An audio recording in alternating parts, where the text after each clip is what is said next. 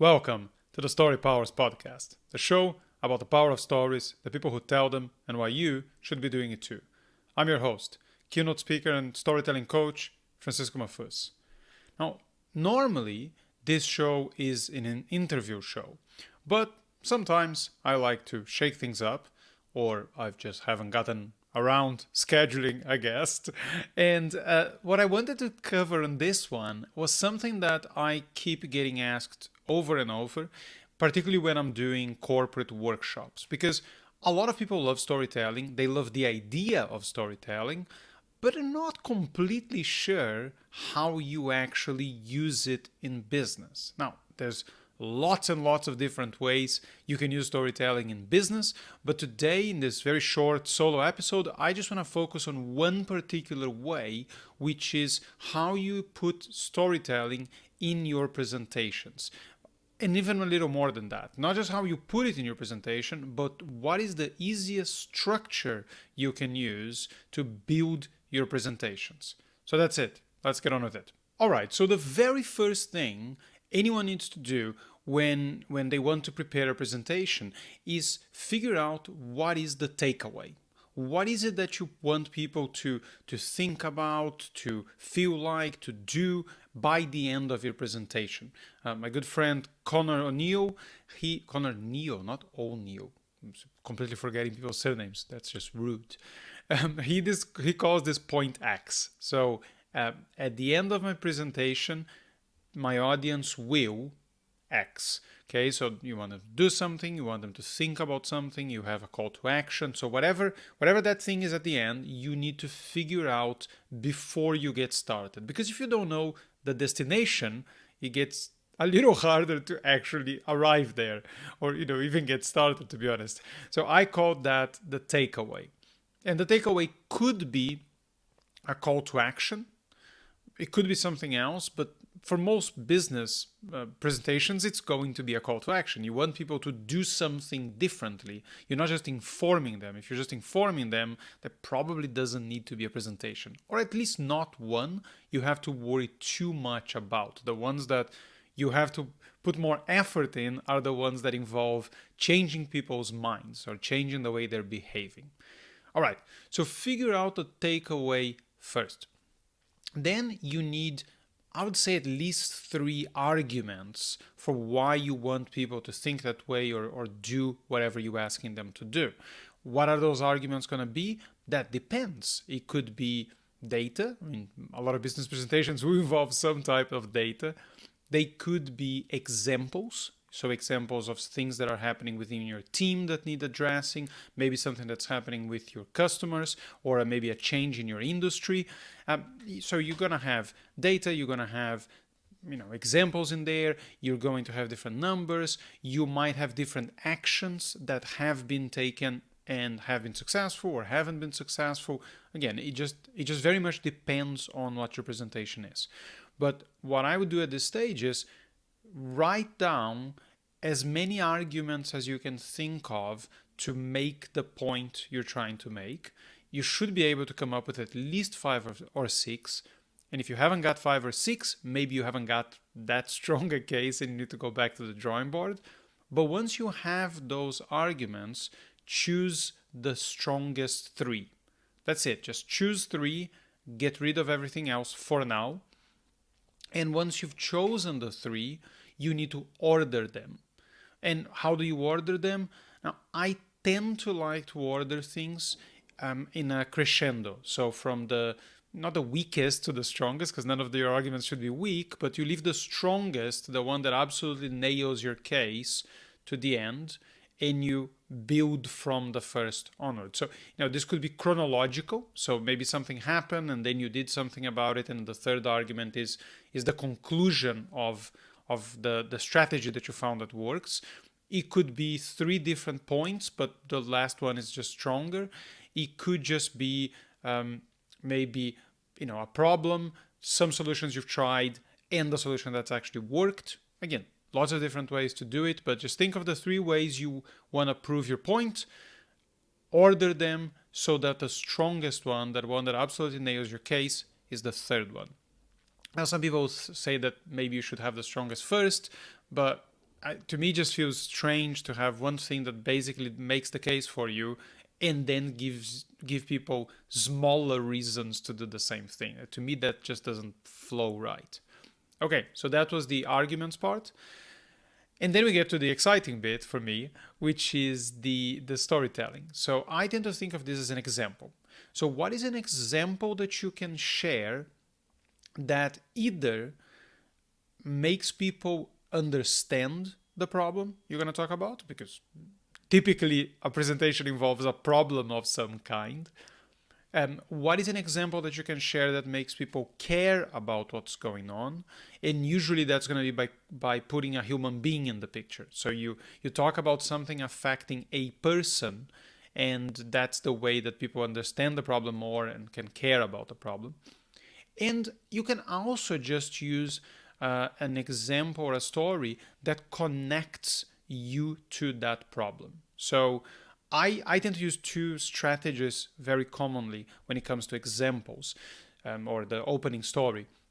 So either I'm using one just where it's something that happened to me or something that happened to someone I know or something that happened to someone in the business that just makes people very clearly get the problem and realize why it matters. So that's a typical one. The other one is the discovery, what I call the discovery story, which is you're talking about how you first became aware of the problem. Okay, and this is super easy to do in business because there's a problem you're talking about. Either this is a problem that you just found out about, or it's a problem that you just found out about that it's important. So that discovery is the story you're going to share. So 3 weeks ago I went to one of our factories in the south of Spain, and normally this is a really boring visit, but this time blah blah blah. Okay, so I think I actually shared this one in a previous episode, but still valid. And actually there's a different strategy, which is one I use all the time, which my friends at Anecdote, Sean Callahan and Mark Schenk, they call a connection story. So this is something that just connects you to the subject in a way that other people find relatable. And I'm going to give plenty of examples of that, but in that case, it's a little less about the problem and more about just showing people that you are the right person to talk about this, that you understand what's going on, that you're involved with it in some way. And the first thing, the last thing you're doing when you're preparing the presentation is thinking of a hook. So just something, usually one line or two, that draws people's attention and gives them an idea of why they should listen. Now, my preferable way of doing this is either I just jump straight into the story, so the hook and the example are the same thing, but I can also just ask a question, use a shocking statistic, or just say one line that might be a little controversial, or at least intriguing. And I'm going to give you an example of a presentation that I've done recently, and then all these things are going to connect. So the sections are hook, then example, which is another word for story, in my mind at least, arguments, and takeaway. And if you've been paying attention, they spell the word heat, which is part of the reason why I named this episode Fire Up Your Presentations with Storytelling. So I did a workshop for a corporate client. I might as well tell you who it was, because otherwise the story will make no sense. It was with King, who are the people who make Candy Crush. And this was a pretty big workshop. I think about 150 people in the room. And the way I started it was I said, I never played Candy Crush, and I never will, because of what happened in 2001. So that was my hook. Okay, so I'm talking to a group of people where a lot of them work on Candy Crush, or at least they know that Candy Crush is fairly important to their business, because it's one of their biggest assets. And understandably, a lot of people looked at me like, what is this crazy guy saying, right? Why is he attacking one of our most valuable assets? So So that's what I did. That was the hook, and got people to pay attention. Then I shared a fairly quick story about how in 2001 my university back home in Brazil went on strike, and the teachers and the staff stopped working, so all the classes were suspended. And after a few months, I started getting bored, and I decided that maybe this was a time to go back to playing video games, because I hadn't played anything for a few years. The time back in the days I used to play, the stuff that was popular was actually were games like Diablo or Rock and Roll Racing. Now, this is actually true. I love those games, but it's also convenient that both Diablo and Rock and Roll Racing were games created by Activision Blizzard, which is the parent company of King. So, point of connection again between me and the audience there. And I explained that, I started looking for different video games. A friend of mine recommended a game called Baldur's Gate. I started playing that, and the next thing I knew, it was 3 days later, and I had only left the garage, which is where I kept my computer back then, to go to the bathroom and to order some pizza. And that's when I realized that I couldn't trust myself with any good games, and that's why I'm never going to play Candy Crush. So that was my connection story to the audience. So this is not, I wasn't really connecting in any way to the problem that I was going to talk to them about, which is why storytelling is important and why normal communication doesn't work. But I was connecting myself to the audience. So are you going to use that particular approach on business? You can sometimes. You can absolutely tell a 1 minute story, 1 minute and a half story that connects you to that particular audience, maybe to the department in the company, maybe to the industry that you're talking to, and then launch into the rest of your presentation. So what I wanted to talk to them about, or the presentation really was about, was how normal sort of rational forms of communication are not terribly effective. And I made a particular point about how they're very easy to forget. And if you're forgetting, people are forgetting what you told them, then your communication is never going to be particularly effective. So my 3 arguments were: first of all, I asked them about how much they thought people remembered their presentations. If they thought that people remembered everything that they told them, or how much they remembered. I think I actually asked them for some percentages, and they basically said, no, people don't remember. I doubt they remember much. They're probably forgetting half of it, if not more. So I asked them for them to give me confirmation that the problem that I'm talking about exists. Okay, it's a very easy thing to do in business. You ask people, they tell you, instant credibility, because it's not you saying it, it's them. Then the second thing I did was I did this little demo that if you follow me on LinkedIn, you probably have seen, where I say that facts are like ice cubes. And, I tell people that there's a problem with rational communication because of the way our brains deal with facts. I get someone on stage, I start giving them some ice cubes, and, it's uncomfortable to hold on to them, and they're slippery and they're cold. And then I dump a whole bunch of ice cubes in their hands. Ice cubes fall everywhere. And then I say, with the best will in the world, even if they want to hold on to this, they just can't, because sooner or later they're going to melt and they'll slip right out of their hands. And that's exactly what happens to facts in our brains. So that's my second argument. And then in the third one, and then I quote some research just to prove that this is not me just inventing ideas. I actually say that I could give them a lot more research, but I don't think I have to, because I'm willing to bet that they have a favorite movie, and even though they haven't watched it in 10 or 20 years, they still remember what the movie was about, who the main characters were, some of their favorite scenes, and maybe even some lines of dialogue. And everybody agrees to that. Everybody's sort of nodding and agreeing with me. So I attacked the same problem in 3 different ways, which is the first 2 are mostly about proving to them, or having them agree with me, that normal communication is easy to forget. And I gave them a very visual representation of that with the ice cubes. And then my third argument is I'm just showing to them how, even though they don't remember most things, they do remember movies, which are type of story. And then I get to my takeaway, which is if you want people to remember anything you're telling them, then you need to tell stories too.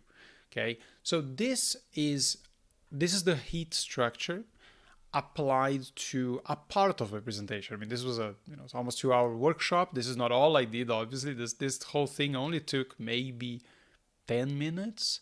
And that was just how I introduced the idea of storytelling and the idea of the workshop. Now, how do I use what I did for the rest of the workshop? Well, most of it was practical exercises, so it's not as if I was presenting and talking for all that time. But just about every time I'm going to talk, I'm using the structure again. So maybe I'm going to introduce a completely different part of the workshop. So maybe it's about vulnerability, or it might be about how people are embarrassed about telling stories. So I introduce it either straight with a story or just with a hook. Then I lay out my arguments, and then there is some sort of takeaway. And that is the approach I use for just about anything. Like when I'm writing a post on social media, there is going to be a hook, which is that very first line there. Often there is a story right after, or an example. Then I lay out my arguments, and there will be a takeaway at the end of the post. When I'm doing a short presentation, this is the structure I use. And if I'm doing a longer presentation, this structure is going to repeat itself a few times. So maybe you have a longer presentation to do at work. There's a few different points you're trying to hit. Then what you're going to do is you're going to do the structure, close one of the sections of your presentation, and then go again. Right? Another hook to grab their attention or to move their attention to a different part of the subject, then an example, then arguments, and then takeaways. Is the example part the only part you need that you can put a story in? No. I mean, if your arguments are, again, depends on the type of the length of your presentation, but if your arguments are about things happening in the business or with customers, one of those arguments can be an example. So it just depends. If you already used an example earlier, then you're not going to use another example of the same kind as one of the arguments. But if your story in the beginning of the presentation was how you discover the problem, one of the arguments can be a story about what's happening to a customer, or a story that's happening within your team. So you can absolutely use more than one example in a presentation, and that means you can use more than one story. All right. So just to recap that, the structure spells out HEAT, which stands for hook, example, which is another word for story, arguments, and takeaway. Now, what I'm going to do is, if you hit me up on LinkedIn or anywhere else, my email is probably somewhere on the show notes, but you can find my website. You can contact me there, and let me know that you listen to this episode and you want the actual structure. I have a PDF, a one-pager with all the steps of putting together one of these presentations with the HEAT structure, and a whole bunch of ideas of how to do that well. So if this sounded interesting to you, hit me up. I would love to share that, and that's that. That's how you bring the heat and fire up your presentations with storytelling. So, as always, thanks for tuning in. Take care of yourselves, and until next time.